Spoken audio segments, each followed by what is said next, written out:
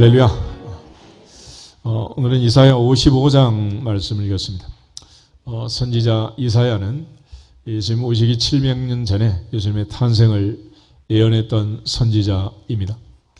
특별히 이사야가 살던 시대는 이스라엘 백성들이 바벨론 포로를 앞두고 있었고 그러한 백성들의 삶을 이사야는 경고했습니다.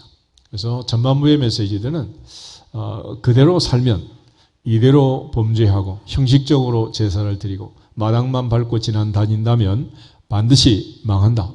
소돔처럼 고모라처럼 될 것이다. 이런 경고의 메시지를 주었습니다. 그러나 이제 후반부에서는 마침내 그럼에도 불구하고 이스라엘 백성들이 말을 듣지 않고 결국은 포로로 잡혀갈 것을 생각하고 그 포로 중에 있는 이스라엘 백성들을 생각하면서 위로의 메시지를 전달했습니다. 그래서 후반부는 이제 위로의 메시지인데 이사야 40장 1절 한 절만 같이 한번 보겠습니다. 이사야 40장 1절에 있는 말씀.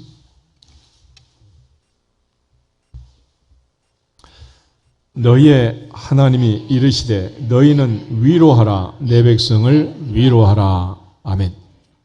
포로 중에서 아픔 속에 고통 중에 70년 포로의 이 압제 속에서 하나님의 사랑과 은혜를 깨닫고 이제 다시 하나님을 앙망하고 돌아오기를 원하는 그들을 위로해라 라고 말씀하는. 그래서 하나님은 언제나 말씀으로 우리에게 경고의 메시지를 주지만 인간은 항상 그 경고를 무시하고 고생을 자처하게 되는 거죠. 그래서 하나님께서는 일단 고난 프로그램을 돌리시고 그리고 나서 돌아오게 하시는 거예요. 그래서 고난 당한 것이 내게 유익이라 라고 깨닫는 것은 자기의 책임이고 자기의 수준이니까 그는 각자 알아서 할 일이지만 하나님께서는 반드시 이런 과정을 거칩니다. 에덴 동산에서부터 하나님은 경고의 말씀을 주셨고 먹으면 죽는다, 반드시 죽는다 했지만 인간은 결국 순종하지 않고 불순종함으로 가시와 엉겅퀴가 있는 세상에 쫓겨나 고생을 한 것입니다. 이스라엘 백성들의 삶도 보면 하나님께서 젖과 꿀이 흐르는 그 땅에 살게 했지만 결국은 그들이 불순종하고 또 하나님의 뜻을 거역함으로 마침내 바벨론 포로의 극단의 처방을 하나님이 내릴 수밖에 없었던 것입니다. 특별히 선지자 에레미야 같은 경우는 이제 눈물로 멸망의 현장에서 사역을 했습니다.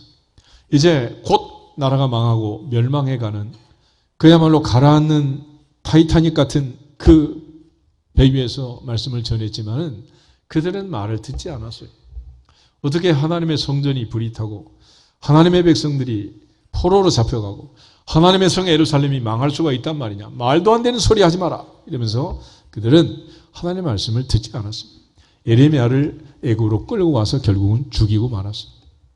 내가 듣고 싶은 말만 듣고 듣기 싫은 말을 듣지 않은 것은 예나 지금이나 똑같아요. 결과적으로 하나님은 말씀을 주시고 이 말씀을 통해서 경고하시고 그 말씀을 통해서 우리의 생각을 바꾸기를 원하십니다. 우리는 여전히 내 생각, 내 고집, 내 아집을 가지고 있기 때문에 생각이 바뀌지 않는 거예요. 부활하신 주님이 제자들에게 나타났습니다. 그런데 도마가 결석을 했잖아요. 제자들이 도마에게 주님 부활하셨다라고 말했지만 도마는 절대로 믿을 수가 없었어요. 왜냐하면 죽은 자가 살아난다는 사실 자체를 도마는 인정할 수가 없는 거예요. 그래서 내가 손에 못자국을 보고 옆구리의 창작을 만져보고 그러지 않고는 절대로 믿을 수 없다. 그런데 일주일 후에 주님이 나타나셔서 도마에게 보여주시면서 너는 나를 본고로 믿느냐? 보지 못하고 믿는 자들은 복되다 그랬잖아요. 다 확인한 이후에야 비로소 나의 주님이시요 나의 하나님이십니다 라고 말합니다. 왜 인간은 그런가? 그러면 인간은 보통 이제 선입견, 편견이라는 게 있습니다. 내가 제일 먼저 백지장 같은 내 마음에, 내 생각에 들어온 첫 번째 생각, 그것들이 나를 형성하게 되는 거예요. 그래서 우리는 이러한 아기자기한 산천초목을 보았고 자랐기 때문에 세상은 모두 이런 줄 알아요. 그렇지만 가보면 지평선밖에 없는 나라도 있고 수평선밖에 없는 나라도 있고 사막밖에 없는 나라도 있고 아주 뜨거운 나라도 있고 우리처럼 봄, 여름, 가을, 겨울이 있고 개울물을 마실 수 있는 나라가 세상에 어디 있냔 말이에요. 그걸 세상을 돌아다니면 알 수 있는 일이에요. 우린 또 된장, 고추장, 청국장 먹고 자랐기 때문에 가끔 때가 되면 땡긴다. 그러잖아. 그렇지만 다른 나라 사람들은 코를 들어 코를. 도저히 냄새를 맡을 수가 없다는 거예요. 왜 그게 우리한테 좋은 냄새냐? 먼저 맡고 아기 때부터 맡았으니까 좋은 거예요. 이게. 노래도 마찬가지예요. 노래도 우리가 판소리를 듣고 육자배기를 듣고 트롯을 듣고 뭐 한국적인 이런 노래를 들었으니 그게 좋은 거지. 처음부터 우리가 클래식을 듣고 오페라를 듣고 그렇게 자랐으면 그런 노래가 뭐 귀에 들어오겠어요. 그래서 인간은 이 선입견, 편견이란 게 있는. 우리 계속해서 어린 시절부터 한국말을 하는 엄마 쭈쭈 먹고 자랐기 때문에 우리의 모국어는 한국어가 된 거예요. 결국 제일 먼저 들어온 그 생각, 그게 나의 선입견이 되고 편견이 된단 말이에요. 그래서 그 다음에 아무리 좋은 얘기를 해도 이게 들어오지가 않는 거예요. 그래서 흔히 인간은 두 마리의 개를 키우고 그 두 마리의 개, 편견과 선입견을 단방에 물리치는 개가 백문이 불여 일견이라는 거죠. 도마가 바로 주님을 보고 자기의 생각을 바꾼 거예요. 오늘은 하나님 앞에서 내 생각을 내려놓고 하나님의 생각에 맞추어서 인생의 전환점을 만들 수 있기를 주의 이름으로 축복합니다. 궁극적으로 인간은 생각하는 갈대라고 하잖아요. 그런데 이 갈대 같은 인간이 어떻게 세상을 지배할 수 있었느냐? 그것은 생각 때문에 생각. 요즘 이제 AI가 판을 치고 전부 다 이제 뭐 AI에 대해 얘기를 합니다. 또 챗GPT가 나와가지고 4.0이 되어서 결국 로봇이 인간을 지배하는 세상이 올 거다. 이런 엄청난 얘기를 하고 있고 또 임상적으로 실험을 해서 미사일 함대를 만들고 공격을 하고 이런 과정에서 결국 로봇이 사람의 말을 듣지 않고 로봇 마음대로 이제 날뛰는 그런 세상이 올지도 모른다. 이런 위기를 경고하는 메시지들이 계속 나오잖아요. 그것은 인간과 로봇의 차이점은 뭐냐? 인간은 내 인생의 모든 결정권을 내가 주도할 수 있도록 하나님께서 자유의지, free will이라는 걸 주신 거예요. 그래서 3살짜리고 4살짜리고 다 지 하고 싶은 대로 하지 절대로 인간은 자기 생각을 바꾸거나 이렇게 하지 않는다는 거죠. 그래서 오늘도 선지자 이사야를 통해서 하시는 말씀은 너희는 여호와께로 돌아오라. 너희 생각을 버리고 여호와께로 돌아오라. 그래서 내가 생각을 버리지 않는 이상 이 생각은 우리를 주장하게 될 것입니다. 어린 시절 성장 과정에서 장차 무엇이 되고 싶니? 어떤 사람 될 거냐? 이렇게 많은 질문을 하잖아요. 그리고 판사, 검사, 의사, 대통령 그래서 YS는 책상 앞에 대한민국 대통령 김영삼 그렇게 써놓고 청소년 시절 보냈다 그러죠. 생각이 얼마나 중요하냐 이거 생각 하나가 인생을 바꾸는 거죠. 시편 37편에 보면 하나님께서도 우리의 마음의 소원을 주시고 그 소원을 성취하신다라고 말해요. 그래서 하나님께서는 오늘도 하나님의 말씀으로 우리의 생각 속에 하나님의 생각을 집어넣기를 원하시고 그 생각을 바꿔서 하나님의 뜻을 이루기를 원하십니다.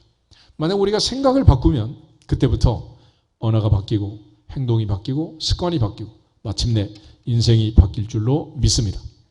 예수님께서도 계시록 3장 20절에 보면 내가 문 밖에 서서 두드린다 그래. 문을 열고 닫는 건 누가 하는 거냐? 내가 하는 거야. 내가. 그러니까 내 생각 속에 어떤 생각이 들어오고 어떤 생각이 나가느냐 이거는 전부 내가 결정하고 키를 내가 가지고 있는 거지.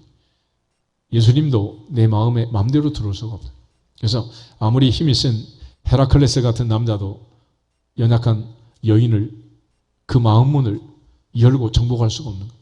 결국 마음 문은 락은 안에 걸려 있고 키는 내가 가지고 있는 거지 상대방이 그 누구가 내 마음 문을 열 수 있는 건 아닌 것입니다.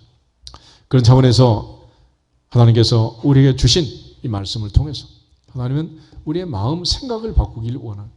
그래서 인간의 생각을 바꾸는 훈련을 가르쳐 이제 교육이라고 해요. 교육. 어린 시절에 어떤 교육을 받았느냐, 어떤 사상을 가지고 성장했느냐, 이게 이제 굉장히 중요합니다. 캐톨릭에서는 7살까지만 우리한테 맡겨라 그럽니다. 그 이후에는 마음대로 해도 좋다. 그러니까 벌써 7살이면 모든 생각이 다 선입견이, 편견이 딱 정리가 된다는. 그 다음엔 잘 안 들어가. 요즘 뭐 중국 같은 공산주의에서는 18세 미만의 청소년에게 복음을 전하면 이건 사상교육을 해서 이제 큰일 납니다. 한번 걸렸다 그러면 이제 뭐 아주 고초를 겪게 돼 있어요. 다시 말해서 7세 어린 시절 내지는 뭐 18세 청소년 시절이 지나고 나면 그 다음부터는 무슨 소리를 해도 생각이 바뀐다 안 바뀐다? 바뀐다 안 바뀐다? 안 바뀐다는 거예요. 그래서 여러분이 야무진 꿈을 꾸는데 내가 남편을 바꾸겠다 이런 생각은 버리시는 게 좋아. 어린 시절에 성장하고 할머니, 할아버지, 엄마, 아빠 그 많은 초, 중, 고 선생님들, 교수님도 못 바꾼 그 남자를 내가 바꾸겠어요? 못 바꾸는 거지. 인간은 안 바뀌는 거예요.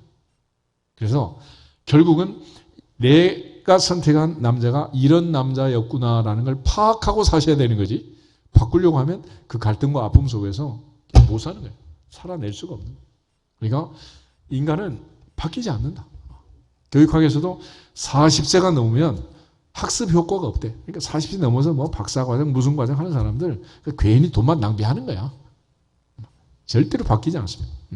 그러니까 뭐 논문을 쓰라 그런다고 해서 그게 하루아침에 금방 바뀌겠어요? 안 바뀌는 거예요. 그래서 여러분도 말씀을 듣지만은 바뀌지 않을 줄 믿습니다. 그렇지만 그냥 길게 하는 거야. 그래도 낙수물이 바위를 뚫는다고 하나님 말씀이 계속 떨어지다 보면 생각이 바뀌게 될 거야. 그래서 우리의 전쟁터는 결국 어디냐? 마음이에요. 마음. 내 마음, 생각 속에서 전쟁이 일어납니다. 바울은 로마서 8장에서 이런 말을 해요.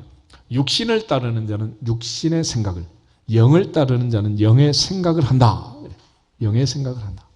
그러니까 좋은 사람은 좋은 생각을 하고 나쁜 사람은 나쁜 생각을 하는 거예요. 악한 사람은 악한 생각을 하고 선한 사람은 선한 생각을 합니다. 그러니까 생각이 얼마나 중요하냐. 그래서 우리가 생각하는 모든 것들을 메모로 해서 메모를 쓰는 사람들이 성공한다고 그러잖아요. 자꾸 나는 생각을 메모로 쓰라. 메모로 써.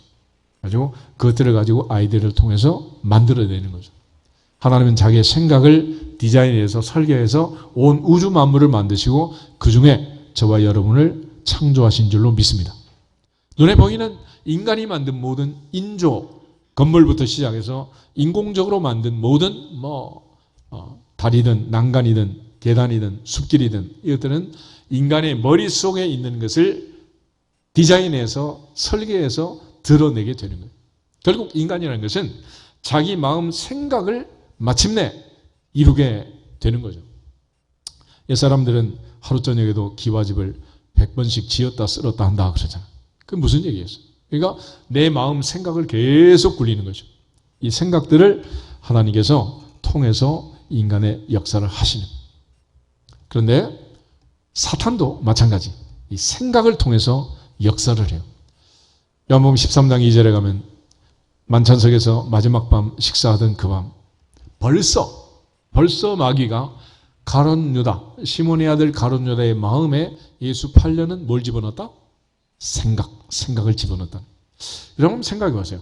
그날 밤 만찬석에서 주님께서 누굽니까? 제자 질문할 때 내가 한 조각 떡을 집어주는 자가 그 사람이다. 그러면서 떡을 한 조각 집어주셨죠.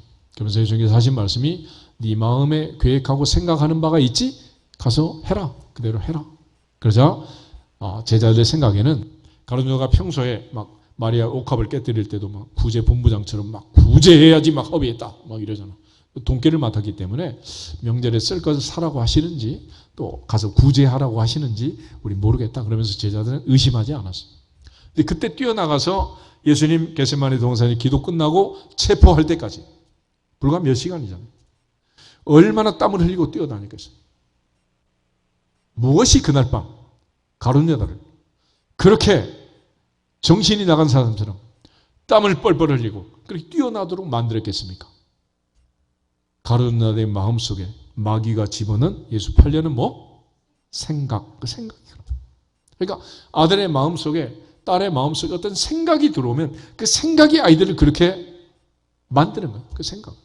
그러니까 항상 마음의 락을 잘 지켜내서 아무 생각이나 들어오지 않도록 생각이 항상 하나님이 기쁘시하는 믿음 있는 생각, 긍정적인 생각, 말씀에 순종하는 생각, 충성하는 생각, 할렐루야. 생각이 들어오도록 해야지. 좋지 않은 생각이 들어오는 걸 마음대로 막 물밀듯이 들어오는데 받아들이면 복잡해집니다.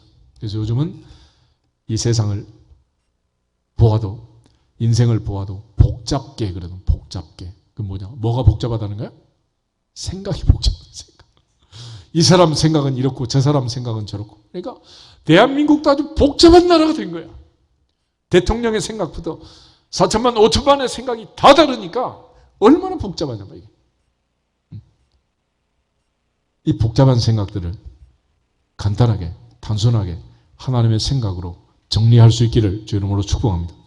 그래서 우리의 생각을, 우리의 마음을 하나님의 생각, 예수님의 생각, 성경이 말씀하는 말씀의 뜻에 순종하면 간단한 문제를 우리 너무도 복잡하게 생각하고 있는 것입니다. 베드로가 빌립보 가이사랴에서 예수님 앞에 신앙 고백을 했죠. 저는 그리스도시요 살아계신 하나님의 아들이십니다. 그런데 주님이 칭찬했습니다. 바요나 시몬아 내가 복이 있도다. 이를 내게 알게 하니는 혈육이 아니고 하늘에 계신 내 아버지다. 그래서 축복했습니다.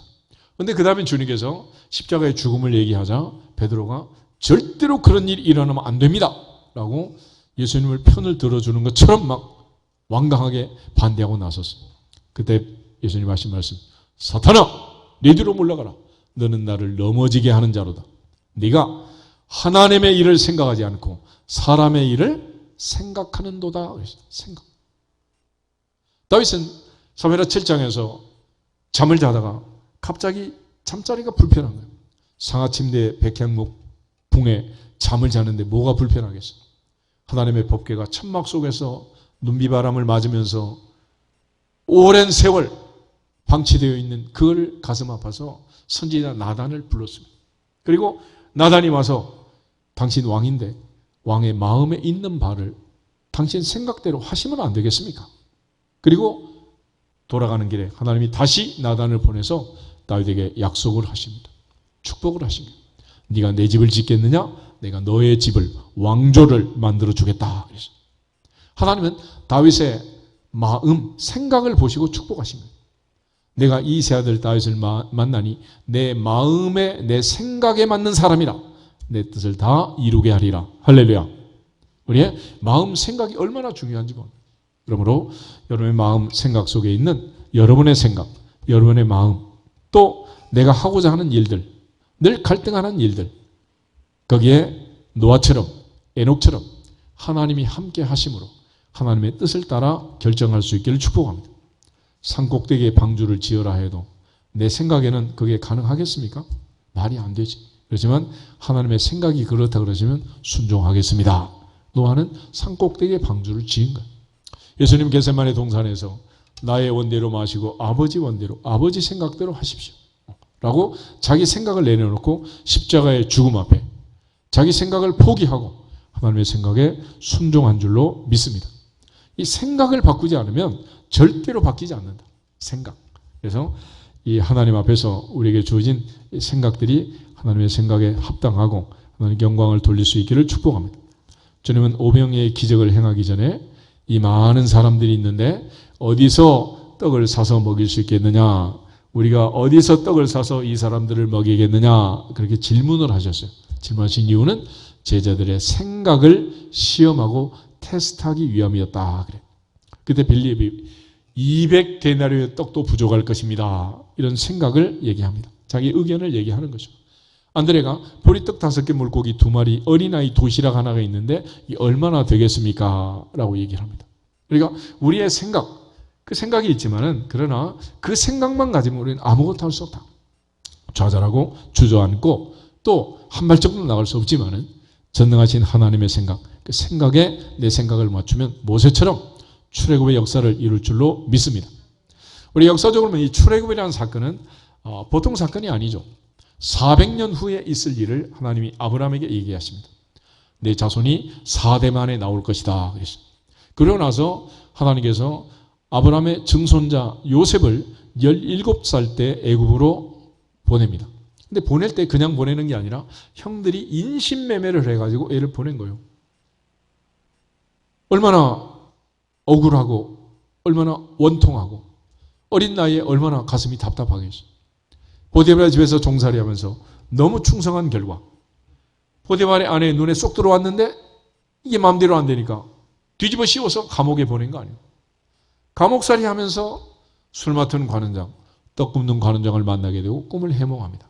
그래서 술 맡은 관원장이 3일 뒤에 바로의 생일날 복직할 것을 예언하고 부탁을 해요. 나는 히브리 소년이고 이곳에 올 만한 일을 한 적이 없습니다. 난 억울합니다. 당신이 득이하시면 나를 생각해 주십시오. 그랬어요. 근데 이 술 맡은 관원장이 복직이 됐는데 기쁨에 취해서 요셉을 잊어버린 거예요. 하나님께서 2년 뒤에 바로에게 꿈을 꾸게 하시고 꿈 해몽을 신하들에게 부탁하자 갑자기 요셉 생각이 난 거예요. 요셉이 바로 뱃살 때가 바로 30이었습니다. 그리고 나서 총리가 되었고 7년 풍년이 지나고 흉년 2년 차에 한무대게 거지 같은 넝마주의 같은 형들을 만난 거예요. 척본이 자기 형들이에요. 그래서 밥을 순서대로 앉혀서 먹이기도 하고 베냐민이 안 들으면 양식을 못 산다고 해서 겁박을 하고 베냐민의 자루에 은잔을 집어넣었다 뺐다도 하고 이러면서 막 형들을 테스트를 하는 거예요. 그런데 유다의 그 절절한 아버지와 동생에 대한 사랑을 듣고 방성대국을 합니다. 얼마나 크게 울었던지 애굽의 왕궁에 바로의 왕궁에 찌렁찌렁 요셉의 울음소리가 들린 거예요. 그리고 나서 요셉이 나이 39세 흉년 2년 차에 22년 지난 그때 깨닫게 된 거예요. 왜 하나님이 어린 나를 이곳에 보냈을까? 왜 그런 인신매매라는 이 구차한 억울한 방법으로 나를 보냈을까? 그리고 나서 그가 이 형들을 보면서 깨닫게 되는 거예요. 창세기 45장을 한번 찾아보겠습니다. 창세기 45장 3절에서 8절 말씀 한 절씩 교독하겠습니다. 요셉이 그 형들에게 이르되 나는 요셉이라 내 아버지께서 아직 살아 계시니이까 형들이 그 앞에서 놀라서 대답하지 못하더라. 요셉이 형들에게 이르되 내게로 가까이 오소서. 그들이 가까이 가니 이르되 나는 당신들의 아우 요셉이니 당신들이 애굽의 판자라. 당신들이 나를 이곳에 팔았다고 해서 근심하지 마소서, 한탄하지 마소서. 하나님이 생명을 구원하시려고 나를 당신들보다 먼저 보내셨나이다. 이 땅이 2년 동안 흉년이 들었으나 아직 5년은 바까리도 못하고 지도 못할지라. 하나님이 큰 구원으로 당신들의 생명을 보존하고 당신들의 후손을 세상에 두시려고 나를 당신들보다 먼저 보내셨나니 그런즉 나를 이리로 보낸 이는 당신들이 아니요 하나님이시라. 하나님이 나를 바로에게 아버지로 삼으시고 그 온 집의 주로 삼으시며 애굽 온 땅의 통치자로 삼으셨나이다. 아멘. 당신들이 아니고 하나님이십니다 라는 걸 깨달은 거예요. 그는 단지 자기의 생전에 고센 땅 좋은 곳에서 아버지 모시다가 장례식 치르고 형제들 조카들 잘 먹고 잘 살도록 하는 그것이 자기가 내려온 목적이 아니고 궁극적인 최종적인 목적은 출애굽이라고 생각을 하고 마지막 유언을 남기게 됩니다. 창세기 50장을 한번 찾아보시죠. 창세기 50장을 보시면 24절부터 26절 마지막 3절을 같이 한번 읽겠습니다. 24절 요셉이 그의 형제들에게 이르되 나는 죽을 것이나 하나님이 당신들을 돌보시고 당신들을 이 땅에서 인도하여 내사 아브람과 이삭과 야곱에게 맹세하신 땅에 이르게 하시리라 하고 요셉이 또 이스라엘 자손에게 맹세시켜 이르기를 하나님이 반드시 당신들을 돌보시리니 당신들은 여기서 내 해골을 메고 올라가겠다 하라 하였더라. 요셉이 110세의 죽음에 그들이 그의 몸에 향재료를 넣고 애굽에서 입관하였더라. 아멘. 매장을 하지 않고 입관했다는 거예요. 그리고 여호사가 마침내 가나안을 정복하고 요셉의 뼈를 이제 이장을 하게 되는데 여호수아 24장을 한번 찾아보세요. 여호수아 24장 32절 요사 24장 32절, 마지막 장에 있는 32절 보겠습니다. 또 이스라엘 자손이 애굽에서 가져온 요셉의 뼈를 세겜에 장사하였으니 이곳은 야곱이 베크시타를 주고 세겜의 아버지 하몰의 자손들에게서 산 밭이라. 그것이 요셉 자손의 기업이 되었더라. 아멘.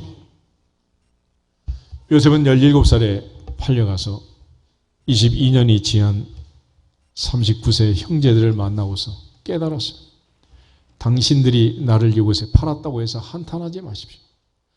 당신들이 나를 보낸 것이 아니고 우리 하나님이 나를 보내셨습니다. 당신들과 자손들을 살리고 우리의 후손 미래를 살리려고 나를 보내셨다. 그리고 그는 유언을 남겼고 마침내 가나안 땅을 정복하고 요셉의 뼈를 세겜 땅에 장사 지냈다 그랬습니다. 하나님의 사람 요셉처럼 하나님의 생각을 분별하고 인생을 살아가기를 주 이름으로 축복합니다. 나를 향하신 하나님의 생각이 무엇인가? 나를 억울하게 하신 하나님의 뜻은 무엇인가? 내게 복을 주신 하나님의 뜻은 무엇인가? 때로는 억울하게 나를 감옥에 집어넣은 하나님의 뜻이 무엇인가? 이것들을 요셉이 깨달은 것처럼 우리 모두 하나님의 생각을 깨닫고 네 배 말이 마음의 묵상이 하나님께 연락되기를 주 이름으로 축복합니다. 특별히 출애굽을 통해서 또 한 사람, 억울한 사람이 있잖아요. 그게 모세라는 사람, 모세. 모세는 태어났을 때 살 수 없는 바로의 법령이 발표가 됐습니다. 산의 아이는 모조리 나일강에 던져 죽여라 그랬어요. 3년 전 태어난 형 아론 때도 그런 일이 없었는데 아므람과 요게벳은 3개월 동안 아이를 키우고 더 이상 울음소리 때문에 아이를 감출 수가 없어서 갈대 상자를 만들고 나일강에 띄웠잖아요. 배를 띄웠는데 마침 바로의 공주가 와서 모세를 살려냈습니다. 그래서 모세라는 이름은 물에서 건져낸 자라는 거예요. 그런데 하나님은 이 모세를 통해서 40년 동안 애굽의 학문과 학술을 훈련시켰습니다. 그리고 살인사건에 연루되어 미디안 광야로 쫓겨나서 또 40년 동안 나이 80이 될 때까지 이들의 양치기로 1월달 십보라를 아내로 맞아 게르솜과 엘레에서는 두 아들을 낳고 나이 80이 되었습니다. 하나님께서 80에 찾아와서 출애굽을 얘기합니다. 그때 모세가 한마디로 거절합니다. 내가 누구 관대 바로에게 가고 내가 누구 관대 이스라엘 백성들을 구원할 수 있습니까? 난 못합니다. 나는 혀가 둔하고 입이 뻣뻣한 사람입니다. 말도 못합니다. 난 안 됩니다. 말도 하지 마십시오. 그러나 하나님께서 너 아니면 안 된다 라고 말씀하시고 모세를 애굽에 보내서 바로에게 10가지 재앙이 내렸잖아요. 그런데 이 10번의 재앙도 마찬가지예요. 바로에게는 하나님이 10번의 회개의 기회를 주셨고 모세에게는 이 10번의 재앙을 통해서 모세의 생각을 바꾸신 거예요.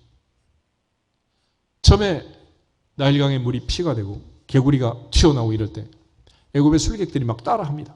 그때 모세가 하나님께 가서 얘기를 하는 거예요. 내가 이럴 줄 알고 안 간다고 하지 않았습니까? 왜 나를 이렇게 망신을 시킵니까?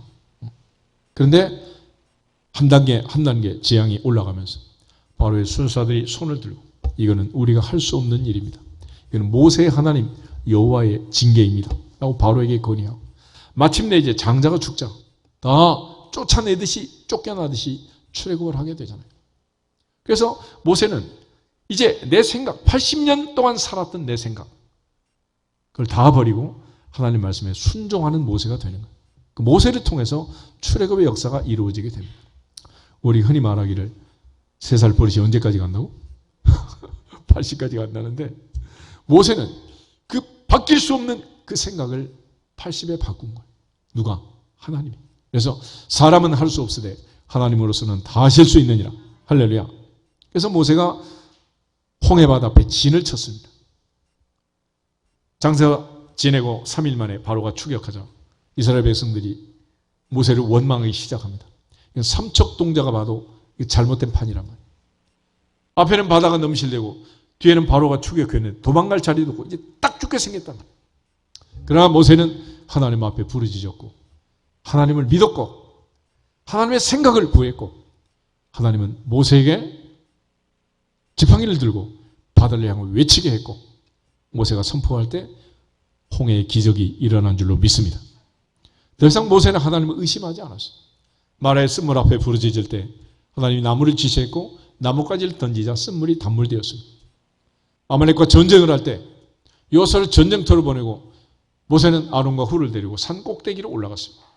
모세가 손을 들면 이스라엘이 이기고 손을 내리면 아말렉이 이기고, 이 전세의 희한한 모습을 아론과 훌이 보고 모세를 앉혀놓고 양쪽에서 두 팔을 붙들고 종일토록 승전하고 여호수아가 돌아왔습니다. 하나님 모세에게 이것을 책에 기록해서 여호수아의 귀에 모시바 기록 들려줘라. 전쟁의 승패는 칼끝에 있지 않고 기도하는 손끝에 달렸느니라. 할렐루야. 그래서 하나님이 이기게 하셔야 이긴다는 거예요. 모세 인생은 억울함의 연속이고 슬픔의 연속이지만, 그러나 마지막 하나님께서는 모세의 생각을 바꾸어서 마지막 40년 구름기둥 불기둥으로 날마다 보호하시고 인도하셔서 그가 마지막 세상을 떠날 때까지 기력이 제한이고 눈이 흐리지 않고 건강하도록 하나님이 보호하시고 은혜를 주신 줄로 믿습니다. 결국 내 생각대로 했으면 모세는 출애굽을 할 수 있었다 없었다? 불가능한 일이죠. 우리 모두가 다 내 생각이 아닌 하나님의 생각에 맞춰서 살아갈 수 있기를 주님의 이름으로 축복합니다. 고린도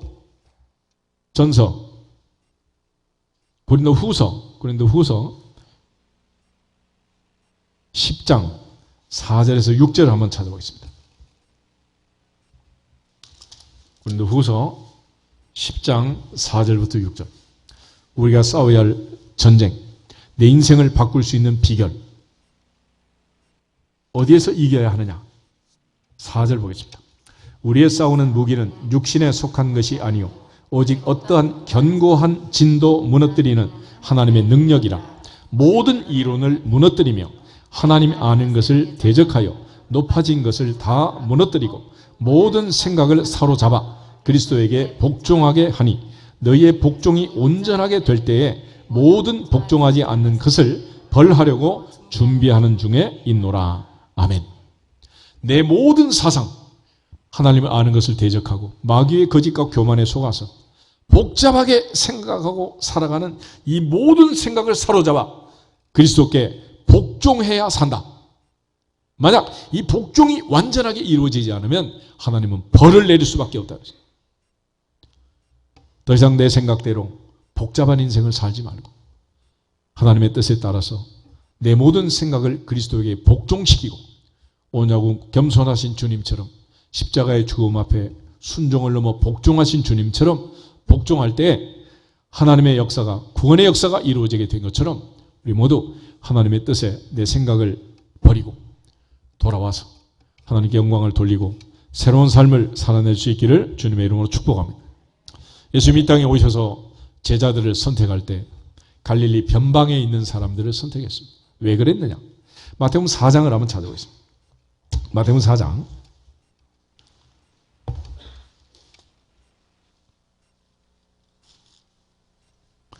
12절에서 16절에 있는 말씀 같이 한번 읽겠습니다. 예수께서 요한이 잡혔음을 들으시고 갈릴리로 물러가셨다가 나사렛을 떠나 스불론과 납달리 지경 해변에 있는 가버나움에 가서 사시니 이는 선지자 이사야를 통하여 하신 말씀을 이루려 하심이라. 일러스되 스불론 땅과 납달리 땅과 요단강 저편 해변길과 이방의 갈릴리여, 흑암에 앉은 백성이 큰 빛을 보았고 사망의 땅과 그늘에 앉은 자들에게 빛이 빛이었도다 하였느니라. 아멘. 예수께서 헤롯이 죽은 다음 갈릴리 나사렛에 와서 사셨습니다. 왜 하나님께서는 예수님을 그곳에서 성장하게 하셨을까? 예루살렘에서 성장하고 예루살렘 출신으로 그렇게 살았으면 예수님이 그렇게 고생을 하지 않았을 거예요. 갈릴리 변방에 있는 촌사람이 와가지고 예루살렘을 시끄럽게 하고, 그러니까 대제사장들, 관원들, 서기관들, 바리새인들, 예루살렘에 이 자리 잡고 있던 기득권층이 예수님을 배척한 거예요. 배척. 결국 이 갈릴리 나사렛이라는 스불론 땅, 납달리 땅, 해변가 가버나움. 그래서 나다나엘이 빌립이 와서 우리가 예수님을 만났다. 그러니까 갈릴리에서 무슨 선한 것이 날 수 있겠느냐. 그래서 성경은 베들레헴에서 예수님이 태어날 것을 얘기했는데 어떻게 갈릴리에서 날 수 있느냐. 이렇게 이제 반문을 한 거죠. 근데 하나님께서 이렇게 하신 이유는 흑암에 앉은 백성에게 큰 빛이 비치고 사망의 땅 그늘에 앉은 자들에게 빛을 비추기 위함이었다. 다시 말해서 하나님의 생각, 하나님의 선택은 항상 역설적이라는, 우리가 생각하는 대로 그렇게 하는 게 아니라 하나님은 반전의 반전을 계속하시고 역전의 명수답게 하나님은 인생을 바꾸신다. 그러므로 우리 인생이 아무리 절망적이라 하더라도 희망을 가질 수 있는 이유는 우리를 사랑하시는 예수님, 우리의 인생을 디자인하는 전능하신 하나님 때문에 얼마든지 희망과 꿈을 갖고 살아갈 수 있는 줄로 믿습니다. 그래서 하나님은 당신을 사랑하시고 당신을 위한 놀라운 계획을 갖고 계신다. 바로 이 갈릴리 해변에서 주님께서는 18절부터 22절에 보면 베드로와 안드레, 요한과 야고보 그의 형제들을 불러서 나를 따라오라, 내가 너희를 사람을 낚는 어부가 되게 하리라. 그들을 데리고 역사했다. 그래서 대제사장들이, 관원들이, 서기관들이, 바리새인들이 했던 이구동성을 하는 말이 학문 없는 범인들, 학교도 안 다니니 촌뜨기들 데리고 무슨 제자라고 그렇게 일을 하냐는 거예요. 이게. 아무리 예수님이지만 그러면 되냐는 거예요. 이게. 그렇지만 주님은 그렇게 하신 이유가 뭐냐? 선지자 이사야의 말씀을 이루려 하심이니라. 주님이 이 땅에 뭐하러 오셨느냐? 하나님 말씀을 성취하기 위해서. 다 이루었다라고 십자가에 운명할 때까지 주님은 하나님 말씀을 성취하신 거예요. 어느 나라든지 이렇게 지역 차별이 있고 역차별이 있고 이렇게 천대받는 지역들이 있잖아. 땅값이 없는 이런 변방, 변두리. 그러나 주님은 바로 그 변방, 변두리, 갈릴리 나사렛에서 태어나서 자라서 물론 출생은 베들레헴에서 했지만 애굽에 피난 생활을 마치고 바로 이곳에 와서 성장하면서 하나님의 나라를 이루고 하나님의 뜻을 이루어낸 이유가 뭐냐? 바로 우리처럼 변방의 땅끝에 속한 우리를 살리기 위해서 2000년 전에 하나님은 예수님을 그곳에서 성장하도록 디자인하신 줄 믿습니다. 그것이 바로 누구를 위한 일이냐는 거예요. 바로 우리 같은 사람을 살리기 위한 일이에요. 만약 하나님이 그렇게 디자인을 안 했다면 동부가 땅끝에 있는 우리같이 변방에 속한 이런 작은 나라가 감히 하나님의 눈에 들 수가 있겠습니까? 불가능한 일이지. 또한 주님께서는 사명을 맡기실 때도 마태복음 8장을 한번 찾아보시면 하겠다는 사람은 하지 말라 그러시고 안 하겠다는 사람은 꼭 네가 해야 된다 그렇게 말씀을 하세요. 18절부터 22절에 있는 말씀 같이 한번 읽어보기도 하겠습니다. 예수께서 무리가 마태복음 8장 18절 마태복음 8장 18절부터 22절 18절 예수께서 무리가 자기를 에워싸는 것을 보시고 건너편으로 가기를 명하시니라. 한 서기관이 나와 예수께 아뢰되 선생님이여 어디로 가시든지 저는 따르리이다. 예수께서 이르시되 여우도 굴이 있고 공중의 새도 거처가 있으되 인자는 머리 둘 곳이 없다 하시더라. 제자 중에 또 한 사람이 이르되 주여 내가 먼저 가서 내 아버지를 장사하게 허락하옵소서. 예수께서 이르시되 죽은 자들이 그들의 죽은 자들을 장사하게 하고 너는 나를 따르라 하시니라. 아멘. 예수님 말씀을 보면 참 희한하잖아요. 오늘부터 주님은 따르겠습니다 이렇게 결심하고 나선 사람한테는 마음 돌려먹어라. 나 따라와야 지방간 마련하기 어려우니까 따라오지 마라. 그리고 오늘부터 나를 따르라. 그러니까 아버지 장례식 치르고 가겠습니다. 이런 사람한테는 안 된다. 하나님 나라의 일이 급하다. 너는 나를 따르라. 또 이제 얘기를 하시는. 왜 이렇게 하실지 모르겠어. 모세도 예레미야도 입이 뻣뻣하고 혀가 둔하고 나는 아이라 말할 줄도 모른다는데 걱정하지 마라. 그러면서 또 하나님 하게 하시고 하겠다는 사람 못하게 하시고 안 하겠다는 사람 하게 하시고 뭐냐 이거 도대체. 임직도 지금 이제 준비하고 있지만은 하여튼 어떻게 될지 나도 모르고 여러분도 모르고 아무도 모르고 하나님이 하시는 대로 순종하시기를 축복합니다. 우리가 할 수 있는 일이 아니에요. 우리가 결정할 수 있는 일도, 내가 결정할 일은 여러분 스스로가 결정할 수 있는 일도 아니에요. 이게. 하나님이 하라 하시면 하는 거고, 못하게 하면 못하는 것이고, 어떻게 하겠어요? 그래서 하나님께서 선택할 때 에서가 아닌 야곱을 선택하시고 므낫세가 아닌 에브라임을 앞세우시고, 특별히 이세 기라산 같은 장자 엘리압부터 아들이 8명이었지만 양치고 있던 막내를 데려다가 기름을 부었잖아요. 누가 그렇게 하신 거예요? 하나님이 하신 거예요. 하나님. 그래서 하나님의 이 선택 부르심을 보면 두 가지의 중요한 조건이 있는데, 하나는 무조건이라는, 다시 말하면 조건이 없는 게 조건이다. 하나는 어떤 사람을 선택합니까? 조건을 할 수가 없는 거예요. 조건을. 그래서 하나님의 선택은 무조건이고, 하나님이 그렇게 선택하는 이유가 뭐냐? 자랑하지 말아라 하는 거예요. 고린도전서 1장을 한번 보겠습니다. 고린도전서 1장 26절에서 29절을 보겠습니다. 고린도전서 1장 26절. 형제들아 너희를 부르심을 보라. 육체를 따라 지혜로운 자가 많지 아니하며 능한 자가 많지 아니하며 문벌 좋은 자가 많지 아니하도다. 그러나 하나님께서 세상의 미련한 것들을 택하사 지혜 있는 자들을 부끄럽게 하려 하시고, 세상의 약한 것들을 택하사 강한 것들을 부끄럽게 하려 하시며, 하나님께서 세상의 천한 것들과 멸시받는 것들과 없는 것들을 택하사 있는 것들을 폐하려 하시나니, 이는 아무 육체도 하나님 앞에서 자랑하지 못하게 하려 하심이라. 아멘. 하나님의 목적은 31절, 자랑하는 자는 주 안에서 자랑해라. 주님만 자랑해라. 할렐루야. 여기서 2장 8절 9절에도 너희가 그 은혜에 의하여 믿음으로 말미암아 구원을 얻었나니 이것이 너희에게서 난 것이 아니요 하나님의 선물이다. 행위에서 난 것이 아니니 이는 누구든지 뭐하지 말라? 자랑하지 말아라. 그래서 로마서 4장 2절에도 보면 믿음의 조상 아브라함이 의롭다함을 받은 것은 행함으로 받은 게 아니라 믿음으로 받은 거라는. 그러므로 하나님 앞에서는 믿음의 조상 아브라함도 자랑할 것이 없느냐. 그러므로 오직 하나님만 자랑하는, 하나님만. 그래서 하나님께서는 역설적으로 뒤집어가지고 무조건적으로 선택을 하신 거예요. 여러분 만약에 믿음의 조상을 선택한다고 하면 어떤 사람 하겠어요? 튼튼한 20대 DNA가 튼튼하고 건장한 청춘 남녀를 선택하겠어요? 한평생 애를 못 낳은 75세, 65세 빠빠 할머니, 할아버지를 선택하겠어요?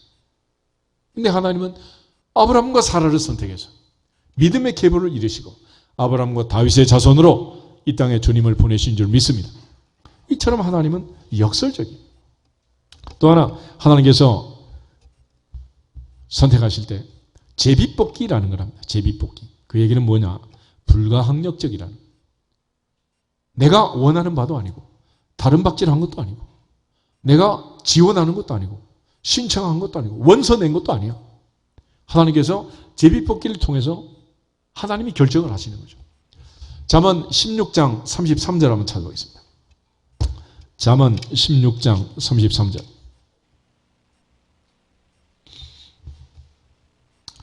잠언 16장 33절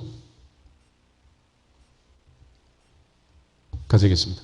제비는 사람이 뽑으라 이를 작정하기는 여호와께 있느니라. 아멘. 그러니까 사람은 제비만 뽑는 거지. 결정은 누가 하신다는 거예요? 하나님. 그래서 하나님이 결정하면 할 수 없는 거예요.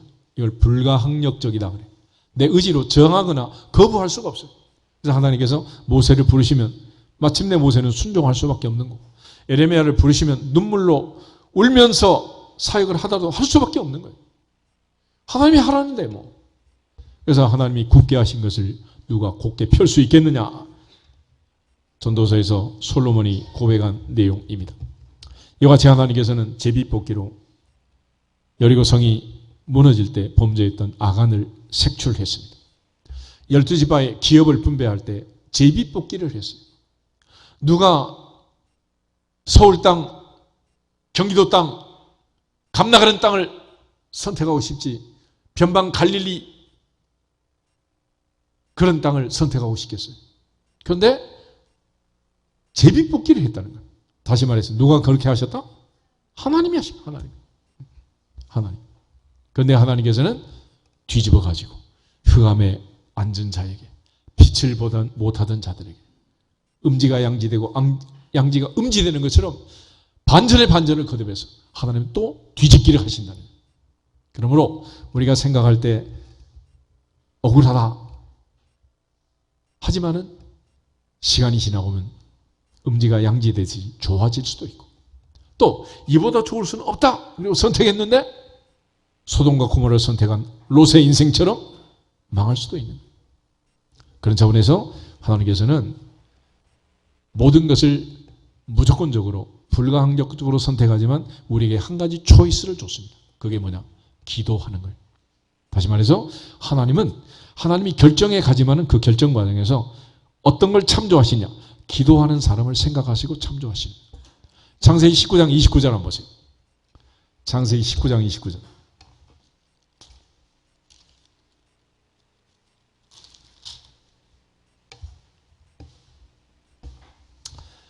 창세기 19장 29절 보겠습니다. 하나님이 그 지역의 성을 멸하실 때, 곧 롯이 거주하는 성을 엎으실 때 하나님이 아브람을 생각하사 롯을 그 엎으시는 중에서 내보내셨더라. 아멘.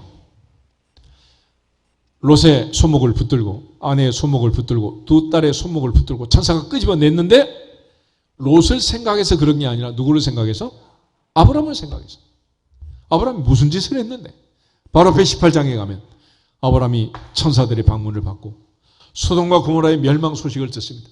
거기 있는 조카로서 생각하면서 하나님께 간절히 기도하는, 매달린 거죠. 의인 50명 있으면 어떡하겠습니까? 45명, 40명, 30명, 20명, 10명 있으면 어떡하겠습니까? 내가 사해 주겠다. 그러나 의인 10명이 없어서 소돔과 고모라는 멸망했지만 아브람이 그렇게 간절히 기도한 이유는 누구 때문에? 롯 때문이었잖아요. 그래서 하나님께서 아브람을 생각하사 롯을 엎으신 중에서 내보내셨더라. 할렐루야. 그래서 너희는 여호와를 만날 만한 때 찾으라. 가까이 계실 때 부르짖으라. 하나님이 자기의 뜻을 이뤄가는 과정에서도 부르짖는 자의 기도를 들으시고 참조하시고 은혜를 베푸시고 기회를 주시느니라. 할렐루야. 이 사실을 잘 배우셔야 돼요. 우리가 요셉 얘기를 했지만 요셉은 야곱의 11번째 아들이었습니다. 왜 11번째 아들로 태어났느냐? 그 엄마가 누구요? 라헬, 절세 미인. 야곱이 첫눈에 퐁당 빠져가지고 20년 동안 종살이해도 정신없이 그냥 수일같이 세월이 지나갔던 라헬. 그 라헬은 천하 절세기니 남편하고 늘 싸워도, 부부싸움을 해도 그냥 죽게 아니면 살기로 그냥 그렇게 하는. 그런데 레아는 총이 없었다 그래. 어떻게 한 배에서 나왔는데 그렇게 미모가 다를 수가 있겠어? 그런데 엎드려 기도한 거야. 하나님께 기도했더니 하나님께서 기라산 같은 아들을 막 주신, 루벤과 시몬과 레위와 유다 4명이나 막 태어난 거야. 그러자 라헬이 화가 났어. 창세기 30장 한번 찾아보시죠. 창세기 30장에 1절, 2절, 2절을 보면 4,000년 전에 야곱과 라헬이 부부 싸우는 장면이 있어요. 뭐라고 싸우는지 같이 한번 보겠습니다. 라헬이 자기가 야곱에게서 아들을 낳지 못함을 보고 그의 언니를 시기하여 야곱에게 이르되 내게 자식을 낳게 하라. 그렇지 아니하면 내가 죽겠노라. 야곱이 라헬에게 성을 내어 이르되 그대를 임신하지 못하게 하시는 이는 하나님이시니 내가 하나님을 대신하겠느냐. 아멘. 이러고 싸우는, 이러고. 그러자 화가 나니까 라헬이 자기 여종 비라를 남편에게 줬습니다. 그래서 비라가 두 아들을 낳은 게 단과 납달리라는 두 아들을 낳게 됩니다. 그러자 이번에는 레아가 또 자기의 시녀 실바를 야곱에게 줘가지고 두 아들을 낳게 됩니다. 갓과 아셀이라는 아들을 낳게 된 거예요. 그리고 나서 레아가 또 두 아들을 낳게 되는데 그게 바로 이사갈과 스불론이라는 아들을 낳게 됩니다. 몇 명 낳았어? 몰라? 남의 아들이니까 몰라도 상관없겠지 뭐. 처음에 4명 낳지, 시녀가 2명, 2명 낳지, 또래하고 2명 낳지, 10명 낳은 거 아니에요, 10명. 그리고 나서 요셉이 태어나는데 그냥 태어난 게 아니에요. 22절에서 24절 같이 한번 읽어보겠습니다. 22절.